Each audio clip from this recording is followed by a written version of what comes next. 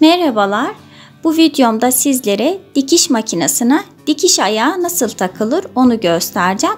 Gördüğünüz gibi elimdeki makinenin dikiş ayağı. Şimdi takmak için başlayalım. Tabii dikiş ayağını takarken iğnenin çanozun içinde olmamasına dikkat edelim. Eğer iğne çanozun içindeyse, yani dişlerin içindeyse hemen yukarı çıkaracağız. Volanı kendimize doğru çeviriyoruz. İşte gördüğünüz gibi volanı kendime doğru çevirip iğnenin yukarı çıkmasını sağlıyorum. Şimdi sıra geldi dikiş ayağımızı dişlilerin üzerine yerleştirmek ve şuna dikkat ediyoruz. Dikiş ayağımızın şuradaki pimin üzerine şu ayak gelecek şekilde yerleştiriyoruz. Ve içteki şu mandalı görüyorsunuz.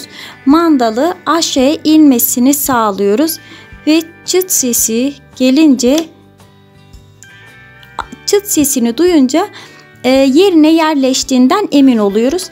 Ve geri ayağı yukarı kaldırmak için mandaldan tutup kaldırdığımızda evet gördüğünüz gibi dikiş ayağımız yerine takıldı.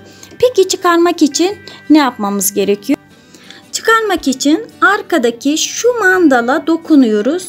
Evet, dokunduğum gibi hemen ayak düştü. Takmak için ise az önce gösterdiğim gibi iç mandaldan tutup indirdiğimizde bu şekilde takmış oluyoruz. Evet, bu şekilde gördüğünüz gibi dikiş ayağını taktıktan sonra ve artık makinamız dikiş dikmeye hazır.